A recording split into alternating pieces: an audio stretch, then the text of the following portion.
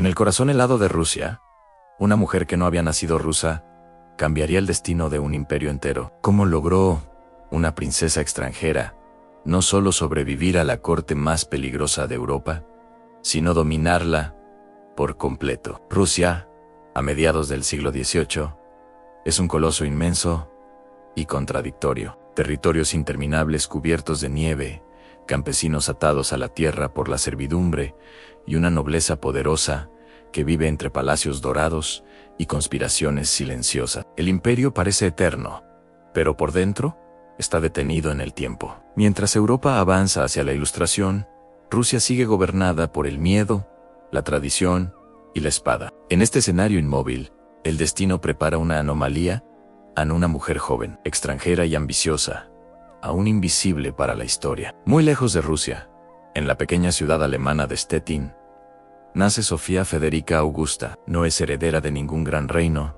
ni está destinada al poder. Su familia pertenece a una nobleza menor, con más orgullo que riqueza. Desde niña, Sofía observa el mundo con una curiosidad inquietante. Aprende idiomas, lee historia, estudia filosofía. No sueña con el amor ni con la obediencia. Sueña con comprender cómo funciona el poder. Sin saberlo, su mente ya se está formando para un imperio que aún no conoce. Cuando Sofía aún es adolescente, llega una propuesta inesperada. La emperatriz Isabel de Rusia busca esposa para su sobrino y heredero. El gran duque, Pedro. En la elección no se basa en el amor, sino en la política. Sofía es adecuada en joven, moldeable y extranjera. Para ella, el viaje a Rusia no es un matrimonio, es una oportunidad. Dejar Alemania significa abandonar su identidad, su idioma y su religión. Pero también significa acercarse al centro del poder más grande que jamás ha imaginado. Al llegar a Rusia, Sofía comprende una verdad brutal para sobrevivir. Debe desaparecer. Abandona su fe protestante y se convierte a la Iglesia Ortodoxa. Anne cambia su nombre. Sofía muere simbólicamente y nace Catalina. Cada gesto es observado, cada palabra juzgada. La corte rusa no perdona errores, y mucho menos a una extranjera. Catalina aprende rápido, observa, escucha y calla. Mientras otros se pierden en el lujo, ella estudia el carácter ruso como si fuera un idioma más que dominar. El matrimonio con Pedro no trae estabilidad, sino aislamiento. Él es inmaduro, impredecible y profundamente impopular. Catalina queda atrapada en una relación fría, vigilada y políticamente peligrosa, pero lejos de quebrarse, se fortalece. Entiende que en Rusia, el trono no se hereda solamente, se conquista. Cada humillación se convierte en una lección. Cada desprecio en una razón más para resistir. Catalina guarda silencio, pero no es pasividad, es cálculo. Aprende quién manda realmente, quién conspira y quién teme. Se rodea de libros, ideas ilustradas y aliados invisibles. En una corte donde una palabra puede costar la vida, ella convierte la paciencia en su mayor arma. Nadie sospecha que esta joven emperatriz consorte está diseñando algo mucho más grande que un simple matrimonio político. Catalina aún no es emperatriz, no tiene ejército, ni corona, ni poder oficial, pero ha entendido la regla más peligrosa de Rusia: quien controla la lealtad, controla el trono. En el corazón del imperio ruso, el futuro zar, Pedro, es una sombra. No impone respeto, no infunde miedo. Es un hombre físicamente frágil, con una personalidad errática y una mente que parece haber olvidado cómo crecer. Mientras el vasto imperio ruso pide a gritos un líder de acero, Pedro juega a los soldaditos de plomo. Su obsesión es Prusia. Su héroe es el rey prusiano, y su mente está a miles de kilómetros de la realidad de la gente que un día deberá gobernar. En los opulentos pasillos del Palacio de Invierno, los nobles, los generales y los ministros intercambian miradas y susurran una verdad que cada día es más evidente y peligrosa. En el heredero al trono más poderoso del mundo No está preparado para gobernar. Y entre las sombras observando cada gesto, cada capricho infantil de su esposo, está Catalina. Cada día que pasa, cada error de Pedro, solo confirma la sospecha que ha estado creciendo en su interior. Ella sabe que el destino de Rusia está en juego. La corte rusa no es un cuerpo unido, es un nido de víboras, un torbellino de ambiciones personales, generales, que sueñan con glorias pasadas, nobles que luchan por mantener sus privilegios, y clérigos que defienden el poder de la Iglesia. Todos compiten por un poco de influencia, mientras la emperatriz Isabel, la tía de Pedro, todavía respira. El futuro es una niebla densa y preocupante. Algunos tiemblan al pensar en lo que sucederá cuando Pedro tome el poder. Otros, más astutos, ya están calculando cómo podrán manipular a un emperador tan débil e inestable para su propio beneficio. Pero Catalina, la princesa alemana traída a Rusia para dar un heredero, entiende algo que los demás apenas intuyen. El trono no se hereda solo por derecho de sangre, se conquista con alianzas, con lealtad y con inteligencia. Y poco a poco, ella, la extranjera, la que no tiene una gota de sangre Romanov en las venas, empieza a parecer una apuesta más segura, más confiable, que el propio heredero legítimo. La vida de Catalina en la corte es una jaula dorada. Pedro, su esposo, la humilla en público con comentarios crueles y gestos despectivos. En privado, la ignora por completo, prefiriendo la compañía de sus amantes y sus soldados de juguete. La tiene bajo una vigilancia constante. Cada carta que escribe es leída, cada conversación que tiene es reportada. La soledad se convierte en su compañera más fiel, una rutina diaria en los pasillos interminables y fríos del palacio. Pero este aislamiento forzado tiene una consecuencia que nadie, y menos Pedro, podría haber previsto. Al ser ignorada y apartada, Catalina se vuelve invisible, y en una corte donde cada movimiento es analizado, ser invisible es un superpoder. Ella aprovecha cada momento de soledad, no para lamentarse, sino para prepararse. Devora los libros de los grandes pensadores de la Ilustración, como Voltaire y Montesquieu. Estudia la historia militar de Roma y Grecia, y analiza con una mente fría y calculadora cómo los grandes imperios se construyen. Y, más importante aún, cómo se derrumban. Su soledad es su universidad. Finalmente, Catalina cumple con su principal deber, da a luz a un hijo, Pablo. Oficialmente, es el heredero del heredero, la garantía de la continuidad de la dinastía Romanov. Pero incluso este momento, que debería ser de triunfo y seguridad, está envuelto en sombras y dudas. Pedro, públicamente, cuestiona si él es realmente el padre del niño, sembrando un veneno que se extiende por toda la corte. Peor aún, la emperatriz Isabel, en un acto de poder absoluto, le arrebata el bebé a Catalina momentos después de nacer. El pequeño Pablo será criado lejos de su madre, bajo el control directo de la emperatriz. Catalina aprende una lección brutal y definitiva en la corte rusa.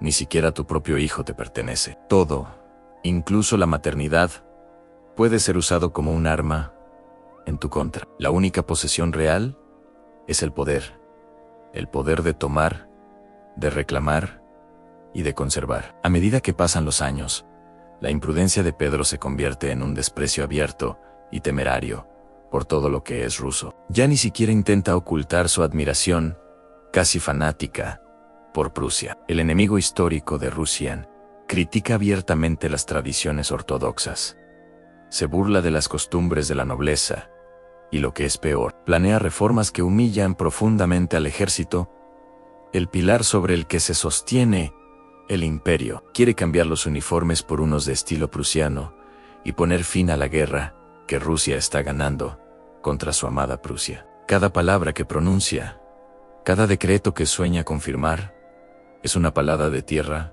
sobre su propia tumba. Catalina observa en silencio. No necesita conspirar. No necesita mover ni un solo dedo. Pedro está haciendo todo el trabajo por ella, alienando a cada sector poderoso del país. Ella simplemente observa, escucha y toma nota de quiénes son los más ofendidos, quiénes aprietan los puños con más fuerza y quiénes, en la intimidad de sus salones, empiezan a buscar desesperadamente una alternativa. Catalina comprende entonces una de las reglas fundamentales del poder. No importa tanto quién tiene el derecho legal a llevar la corona, sino quién parece digno de ella ante los ojos de quienes realmente importan. La percepción es la realidad, así que empieza a construir su propia imagen, con una paciencia y una astucia extraordinarias. Se muestra devota y respetuosa con la Iglesia ortodoxa, asistiendo a misa y aprendiendo los rituales. Es amable y atenta con los guardias del palacio, aprendiendo sus nombres y preguntando por sus familias. Se acerca a los oficiales del ejército, escuchando sus quejas sobre Pedro, con una simpatía silenciosa, pero elocuente. No hace promesas, no lidera ninguna facción, simplemente escucha a todos. Y poco a poco, su imagen pública se transforma. Ya no es solo la esposa extranjera e infeliz del heredero. Empieza a ser vista como una figura maternal para Rusia, una posible salvadora, una solución silenciosa al problema que todos ven venir. Y entonces, el día que todos esperaban y temían, llega.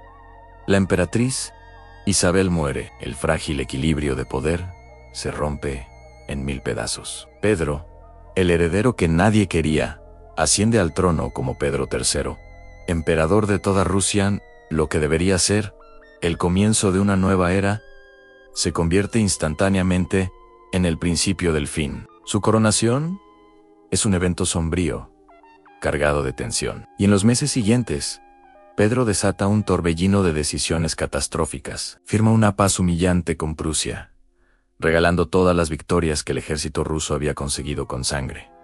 Confisca las tierras de la Iglesia. Ofende a la Guardia Imperial, el cuerpo de élite que protege al zar y que ha decidido el destino de más de un monarca. En un tiempo récord, Pedro logra lo que parecía imposible: unir al ejército, a la nobleza y al pueblo en su contra. Catalina observa cómo el gigantesco cuerpo del imperio empieza a convulsionar, rechazando al gobernante como si fuera un veneno. La pregunta en los pasillos del poder ya no es si el emperador caerá, sino cuándo y cómo. Pedro ya es el emperador, el autócrata de todas las Rusias. Pero Rusia, el país, la gente, el ejército, ya lo ha sentenciado. Catalina, la princesa que llegó como una pieza de ajedrez en un juego dinástico, comprende que el tiempo de observar, de aprender y de esperar en silencio ha terminado. El tablero está listo. Las piezas están en posición. El reinado de Pedro el III comienza envuelto en una desconfianza palpable. Desde el primer momento, en lugar de consolidar su poder, de ganarse el respeto de su corte y de su pueblo, hace todo lo contrario. Rompe con tradiciones que para Rusia eran sagradas, ofende a la poderosa Iglesia ortodoxa y, lo que es peor, debilita al ejército, el pilar de cualquier zar. Las reformas que anuncia con orgullo no suenan a progreso, sino a traición. En los palacios de San Petersburgo y en las calles de Moscú, se empieza a murmurar que Rusia, orgullosa, inmensa y profundamente conservadora, está siendo gobernada por un extranjero en su propio trono. Mientras tanto, Catalina, su esposa, observa en silencio. Ve cómo el aislamiento de Pedro se profundiza día a día. El emperador da órdenes, pero ya nadie lo sigue. Se ha convertido en una figura solitaria, sentada en un trono inmenso, un rey sin reino. En la Rusia del siglo XVIII, el verdadero poder no descansa únicamente en la corona, sino en la punta de las bayonetas. La Guardia Imperial, la élite del ejército, no es solo un cuerpo de soldados, es una fuerza política decisiva, responsable de poner y quitar shares en el pasado. Y ahora observan a su nuevo emperador, Pedro, con un descontento que crece cada día. Catalina, más inteligente y astuta, lo entiende perfectamente. Sabe que para sobrevivir Y quizás, para algo más, necesita conquistar la lealtad de esa guardia. Y no lo hace con discursos grandilocuentes ni promesas vacías, sino con gestos sutiles, con respeto, con cercanía, mostrándose como una de ellos. Poco a poco, su presencia se vuelve familiar y bienvenida entre los oficiales. Ella no exige fidelidad, no la pide, simplemente deja que nazca sola, cultivándola con paciencia y una sonrisa. Entre los uniformes y los sables de la guardia imperial, un nombre comienza a sonar con más fuerza que otros en Orlov. Y no es solo uno, son varios. Los hermanos Orlov, unidos por la sangre, la ambición y un profundo descontento con el nuevo zar. Son hombres carismáticos, influyentes dentro del ejército, y representan el corazón de la resistencia silenciosa. Catalina los observa con una atención calculadora. No intenta liderarlos directamente, no los seduce con la promesa de poder inmediato, porque sabe que eso podría asustarlos. Les ofrece algo mucho más poderoso y también más peligroso, en una causa. Les da una visión. Juntos, en conversaciones secretas, comienzan a imaginar una Rusia diferente, un futuro sin Pedro en el trono. Aún no es un plan concreto, no hay fechas ni estrategias, pero la semilla está plantada. La idea compartida ya es una fuerza imparable. Pero Pedro, aunque torpe en la política, no es ciego. No entiende las intrigas complejas de la corte, pero sí percibe el peligro que flota en el aire y sabe de dónde viene. Catalina se convierte en una prisionera en su propio palacio. Es vigilada, sus movimientos son limitados, cada palabra que dice es analizada. Siente que cada paso que da podría ser el último, y es en este clima de amenaza constante, de peligro inminente, donde ella perfecciona su mayor talento en la calma, una calma helada y estratégica. No se precipita, no comete errores por miedo. Sabe perfectamente que un golpe de estado fallido no deja segundas oportunidades, solo deja cabezas cortadas. La conspiración avanza, sí, pero lo hace con una lentitud deliberada, como el hielo que se va formando sobre la superficie de un río, silencioso y mortal, justo antes de romperlo todo. Y entonces, Pedro comete el error final, el que sella su destino. Cansado de su esposa, a quien ve como una amenaza, intenta divorciarse de ella y, peor aún, amenaza con encerrarla para siempre en un convento, borrándola del mapa político. En la Rusia de esa época, esa decisión no es un asunto privado, es una declaración de guerra abierta contra una figura que ya se ha ganado el respeto del ejército y de parte de la nobleza. En ese instante, Catalina comprende que ya no hay retorno. El tiempo de la paciencia ha terminado. Si no actúa, será aniquilada. Pero si actúa, si se atreve a dar el paso, podría convertirse en la dueña de todo. La conspiración deja de ser una posibilidad lejana y se convierte en una necesidad urgente. La única salida es tomar el poder.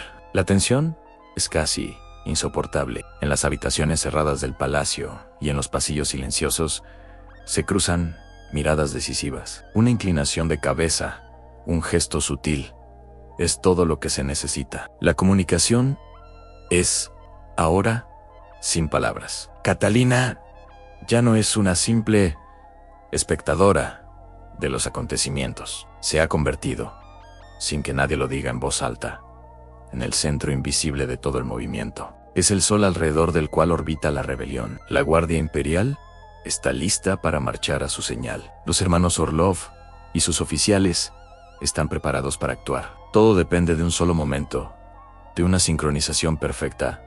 Deben actuar antes de que Pedro se dé cuenta y actúe primero. Rusia se acerca, hora a hora, minuto a minuto, al borde de un golpe de estado que cambiará su historia para siempre. Catalina ha esperado años este momento. Ha jugado el juego de la corte con una paciencia infinita. Ha sobrevivido a la indiferencia y a las amenazas, y ha construido una red de lealtades en la sombra. Ahora Todo se reduce a una sola noche. Y solo queda una pregunta en el aire. ¿Puede una mujer, una princesa extranjera, sin una gota de sangre rusa en las venas, sin corona, y con su vida pendiendo de un hilo, derrocar al emperador de todas las Rusias? Antes de que salga el sol, no te pierdas el próximo episodio para descubrir cómo termina esta noche que cambió la historia. Gracias por acompañarnos y recuerda suscribirte para no perderte nada.